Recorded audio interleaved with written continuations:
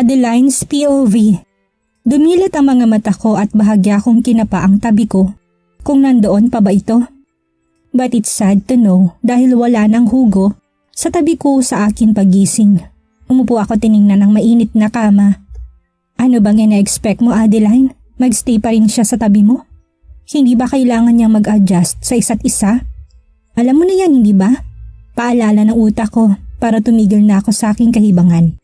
Kagabi akala ko tapos nakamit aalis na siya sa silid ko.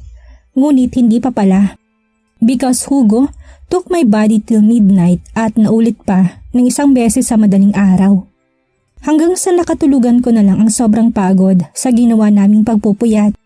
Tulad ng sabi nito ay hindi na nga rin talaga niya inulit ang pagsabog nito sa aking loob. Bumangon ako na halos pagod ang buo kong katawan. It's already 7 in the morning at medyo nagugutom na ako. Gumalaw ako at pumasok sa banyo at naligo ng mabilis. Medyo binilisan ko lang para makapaghanda na ako ng almusal naming dalawa. Alam kong hindi siya pwedeng alukin at ipagluto but still I want to try my best to make some small good things for him. Bahala na kung magagalit siya. Sanay na rin naman ako na lagi siyang seryoso at galit kung makipag-usap sa akin. Sinanay ko na kasi ang sarili ko maging manhid ngayon. Para hindi na ako masyadong nasasaktan sa pinagsasabi nitong masasakit na salita sa akin. Pagkatapos kong magbihis ng pambahay at magpatuyo ng buhok sa blower ay lumabas na agad ako ng silid at tumungo sa dining area ng bahay niya. Napangiti ako saglit at huminga ng malalim. Gusto ko umpisahan ang araw ko sa isang magandang simula sa bahay niya at buhay niya. Ganado ako nag-umpisang magluto ng pagkain. Why? Because Hugo is still here? Nasa loob pa siya ng silid niya. Sigurado ako doon dahil nasilip kong kotse nito sa labas at katabi ng sasakyan ko. And besides, it's Sunday today, kaya siguradong hindi siya lalabas ng bahay ngayon. I remember before, pag linggo talaga, nagkukulong lang siya sa bahay at sa loob ng kwarto para magpahinga. Pero ewan lang ngayon kung ganun pa rin ba ang Sunday routine niya. Pero sana hindi siya umalis para may kumain at may kasalo ko sa lulutuin kong pagkain sa araw na to. At exactly 8:10 AM nang pumasok ito sa loob ng dining. Nag-aayos na ako ng agahan ng mga oras na yon. Nakalagay na rin ako ng 2 plato at mga serving spoons sa table. Sakto lang ang paglabas niya. Bagong ligo rin ito na tulad ko. Ngunit nakaayos ang postura nito. Ano to? Sambit niya imbes na bumati ng good morning. Good morning, bati ko sa kanya. Nagluto ako. Aalis ka ba? Kumain ka muna. Biglang kumunot ang noon nito. Hindi ka nakikinig sa akin, Adeline. Sinabi ko sa iyong wag. I know. Nagbabakas sa kaali lang naman ako. You like coffee? Ipagtitimpla kita. Napalunok ako sa kaseryosohan nito habang nakatingin sa mga mata ko. Sarkastikong umiling siya at lumipat sa ref. Huwag mo nang uulitin to. Kumain ka na. Nakita ko ang pagkuha nito ng malamig na tubig sa loob ng ref. Hugo, may malamig na tubig na dito oh. Ito na lang yung inumin mo. Pinipilit ko pa rin magpakabait at ialok sa kanyang kailangan niya kahit alam kong tatanggi pa rin siya sa offer. Kaya kong kunin ang kailangan ko, Adeline. Huwag mo kong pagsilbihan. Saka ito humarap sa akin. Hindi kita katulong dito. Alam mo kung ano ka sa bahay na ito. Alam ko, Hugo. Bahagya akong sagot. Hindi ko pinakita sa kanyang apektado ako sa mga pagtatanggi niya sa mga maliit na bagay na ginagawa ko. Then stop doing this. Sabi nito saka umalis sa aking harapan. And lastly, let me remind you this again, woman. Wala kang karapatang tanungin ako kung aalis ako o kung saan ako pupunta. Dapat mong malaman ang iyong mga limitasyon sa bahay na to. Dahil ikaw lang ang bedwarmer ko dito, hindi ang asawa ko. Pagkatapos ay iniwan niya na akong tulala sa dining at lumabas na ito ng bahay. Malalim ako na pabuntong hininga, gusto ko pa rin i-relax ang sarili ko at lalo ng puso ko dahil ayaw kong paapekto sa kanya. Nilagay kong aking kanang palad sa aking dibdib nang makaramdam ako ng kirot doon. Next time, Adeline, next time huwag ka na mag-e-effort ng ganito. Masasayang lang, magtatapon ka lang ng mga pagkain. Maraming mas nangangailangan yan. Sambit ko, hindi ko talaga napansin na may kahalo pala yung luha na kusa lang dumungaw sa aking mga mata. Kahit walang gana at masama ang loob ko ay tumulog pa rin ako mag-isa sa hapagkainan. Mag-isa akong kumakain habang tumutulong mga luha ko.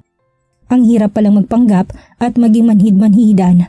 Alam kong hindi niya ako asawa pero gusto ko pa rin bumawi sa kanya para man lang makabawi sa anumang naging kasalanan ko sa kanya noon, sa pangiiwan ko sa kanya noon. Pagkatapos ko magligpit at kumain ay pumasok agad ako sa silid ko at nagkulong na lang doon. Ngunit pagkatapos ng isang oras, bumangon ako at naalala ko na kailangan ko rin palang umalis ngayon at pumunta sa doktor at OB para magpakonsulta at magpaturok na rin upang iwas sa pagbubuntis.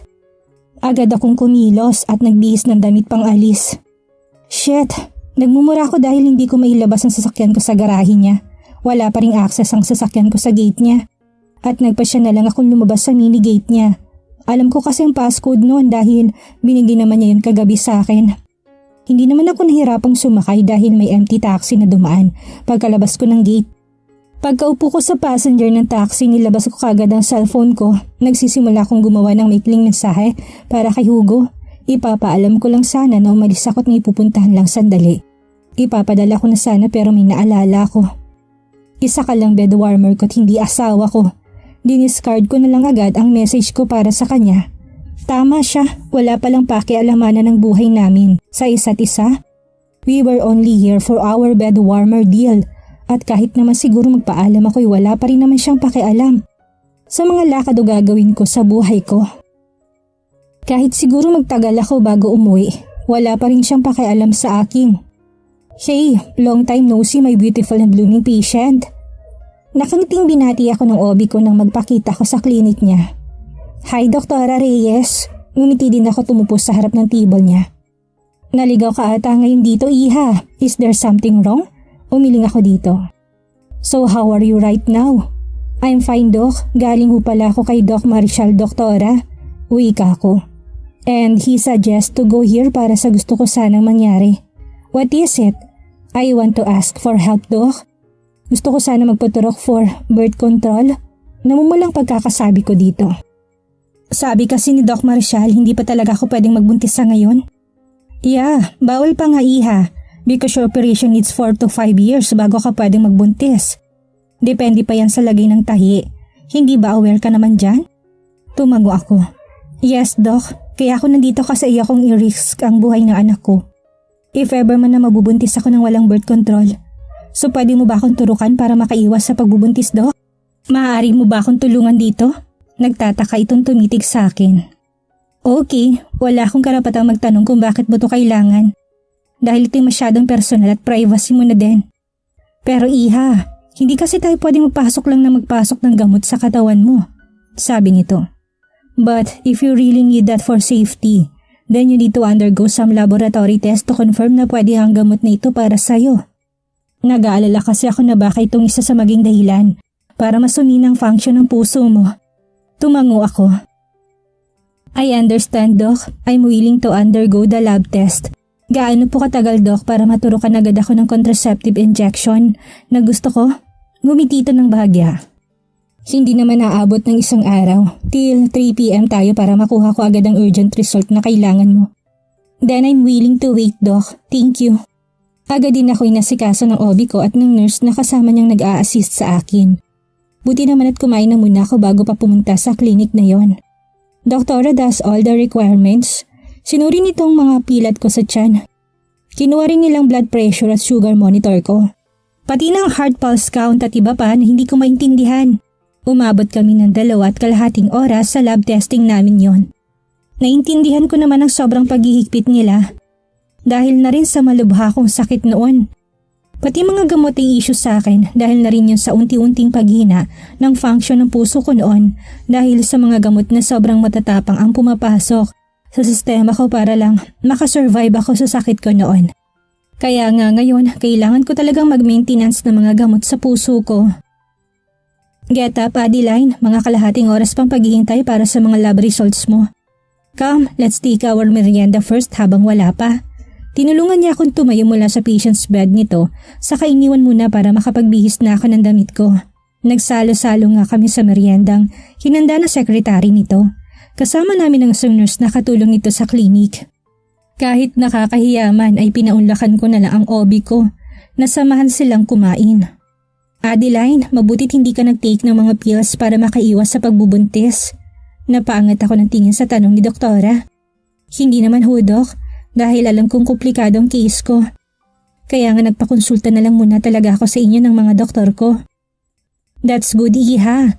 Ganyan dapat para walang maging problema sa kalusugan mo. Oo nga pala, kamusta na pakiramdam mo ngayon? How about your heart pulse? Okay naman po, Dok. Wala naman ako naging problema. Pero minsan medyo sumisikip lang ang dibdib ko, Dok. Pag sumasama ang loob ko. That's normal, Adeline, but you have to avoid too many emotions. Huwag masyadong damdamin ng mga bagay-bagay dahil nakakasama yan sa puso mo. Mahirap na't baka lumalay ang case mo na yan. I'm not a heart specialist, Adeline. Pero may kunting kaalaman naman ako sa mga bagay na yan. Remember this, ikaw lang pwedeng magkontrol sa damdamin mo. At iiyak mo lang upang gumaan din ang bahagyang sama ng loob mo. Tumango ako dito. Yeah, Doc, thanks for reminding me. Anyway, mabutit pumayag ang partner mo na hindi muna kayo magkaanak sa ngayon. Naitanong nito sa akin. Yes, Doc, pumayag naman siya. Pagsisinungaling ko dito. Because there's no point para sagutin ko to ng totoo. Okay na rin yun, Iha. Para hindi na muna kayo masang magkakaanak agad kayo sa ngayon. Nalungkot ako sa sinabi ng doktor ko. At least, aware naman siguro siya sa mga naging komplikadong operasyon mo noon. Napalunok ako't dahan-dahan akong tumango. Nagsinungaling ulit ako. Of course, Doc. Alam niyang pinagdaanan ko dati. Good. At least naman alam niya kung ano-ano mga bawal at hindi mo pwedeng gawin, right? At siguro naman hindi ka niya bibigyan ng sobrang sakit ng loob for you to avoid heart pain and heartaches, right? Muli ako napalunok. Oo, doktora. Very good again, Adeline. Tumango lang ako dito. Pero pwede ko bang hilingin na isama mo siya dito sa susunod? Kung magpapakonsulta ka ulit para mas magkaroon siya ng mga ideas tungkol dyan sa mga nararamdaman mo. Para na rin mas maintindihan niya na hindi pa talaga kayo pwedeng makabuo ng anak. Sure. Maybe next time, doktora. Tanging naisagot ko na lang dito. Dahil pumayag man ako sa hindi, for sure namang wala nang next time na ganitong pangyayari. Alam ko na contraceptive injection para sa birth control ay tumatagal ng 3 buwan. Hindi naman siguro kami aabot ng hanggang 3 months ni Hugo sa sitwasyon namin ngayon dahil engaged na rin naman siya kay Jomaira. Petsa na lang naman ang magiging kasal nilang kulang sa ngayon. Then after that, I'm free at hindi ko na kailangan na magpaturok ulit. Excuse me, doktora. Her secretary interrupts us. Inform ko lang ho na na-email na daw yung taga-regional lang mga urgent lab test result ni Miss Adeline Cruz. At saka ho nag-email na rin ng conclusion si Doc Marshall para sa case na to. Okay, thanks. Tugon ito sa secretary. So, come on. And let's get inside, Adeline, para malaman na natin kung matuturukan ka ba ngayon o hindi. Okay, Doc. Umupo agad kami malapit sa table niya. Tapos binasa sa akin ni doktora ang buong resulta ng lab. Pinapaliwanag din niya sa akin ang lahat. Nakinig naman ako ng maayos. Lalo na sa email ng doktor kong isa na si Doc Marshall.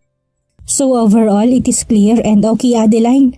Walang negative reaction sa operation mo noon or skin allergy na makakapekto sa gusto mong birth control process na to. Tumango ako. Kung ako lang kasi talaga magdidesisyon, okay lang talaga sa akin, Adeline. Pero dahil alam mo naman ang sarili mo, right? I nod again. Your life is very fragile. Kaya pangalagaan mo katawan mo at sarili mo. Iwasan mong lahat ng mga pinagbabawal na bagay na maaaring magdulot ng panganib sa iyong buhay. Pangalawang buhay mo na yan, Adeline, at napakaswerte mo sa kanya. Kaya't magpasalamat at mahalin mo munang sarili mo. Bago ang anumang bagay at ang ibang tao. Oo, Doc, at salamat. Pagkatapos ng OB ko mag-inject ng contraceptive birth control ay nagtungo na muna ako sa loob ng simbahan para makinig ng misa sa hapong yun. Then after the mass, pumunta ako sa restaurant. Kumain na lang muna ako ng dinner bago umuwi sa bahay niya.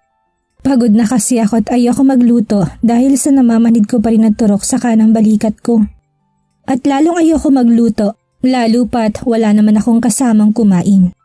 Buti sana kung nasa bahay ngayon si Hugo. Magluluto pa rin ako kahit ayaw niyang kumain. Saktong 7:00 ng gabi ako nakauwi.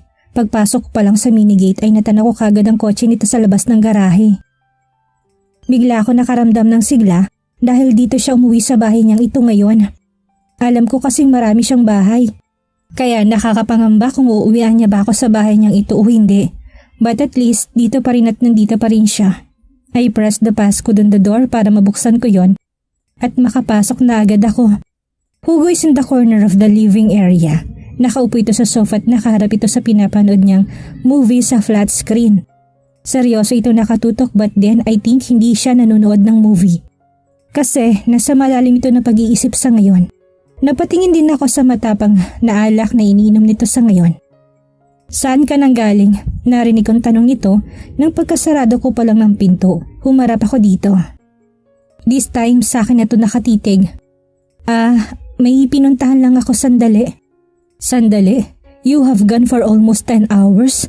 Sandali lang yun para sa'yo? Nagsimba pa kasi ako. Nagsimba? He frowns. You think maniniwala ako sa'yo? Ginagamit mo pang simbahan sa pagsisinungaling mo? It's true, Hugo. Nagsimba talaga ako. I didn't inform you baka kasi mairita ka lang at magalit. Alam ko naman kasing wala kang pakialam sa akin. Sinamaan niya lang ako ng tingin sa sinabi ko. Just be sure na hindi ka nagsisinungaling sa akin, Adeline. Remember, bayad kong serbisyo mo ngayon kaya wala kang karapatang lumabas-labas na may kasamang ibang lalaki. Hindi ako ganyang klaseng babae. Talaga? Kaya pala hindi ka umalis kasamang lalaki mo noon. Sarcastic ang boses niya. Muli sa isyong yun, Hugo, malungkot kong sabi.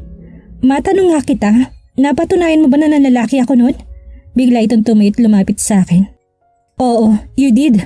I sighed. Then you're blind with that fake news. Kasi kung pumayag ka lang napakinggan ako, malalaman mo sana ang totoo. I don't need it, woman. Dahil alam ko ng buong kwento. Nalungkot at nasasaktan na naman ako. Ikaw ang bahala kung yan ang paniniwalaan mo. Pilit kong binibigyan siya ng peking ngiti. Huwag kang mag-alala, Hugo. Nastuck ako sa ganitong setup ngayon. Nasa iyo lang ako ngayon. Ikaw lang ang lalaki sa buhay ko ngayon. Matigas pa rin ang pagkakatiting nito sa akin. Prove it, Adeline, at huwag ko lang makikita o malalamang may lalaking involved habang humihingi ka sa akin ng tulong ngayon. Sure, I can prove it to you. Malinis naman ang konsensya ko kaya wala kang dapat na ipangamba sa mga pag-aakusa mo ngayon sa akin. Medyo napapangiti ako kahit nasasaktan na talaga ako at sobrang sakit ng puso ko ngayon. Anyway, kumain ka na ba? Ipagluluto ba kita? Hindi ko kailangan. Umalis ka na lang sa harapan ko ngayon din. Nalumo ako but still I managed to pretend na okay lang ako. Okay, magpapahinga na lang muna ako. Pasok ko na lang sa kwarto ko kung kailangan mo ng katawan at serbisyo ko. Tapos tumalikod na ako para iwan siya, kasabay din ang pagtulo ng luha ko. Hanggang kailan kaya papaniwalain ni Hugo ang sarili? Na masamang babae si Adeline, kailan niya may isipang paimbestigahan si Adeline? Kung ano nga bang nangyari at dahilan nang umalis ito? Yan ang ating aalamin sa susunod nating kabanata.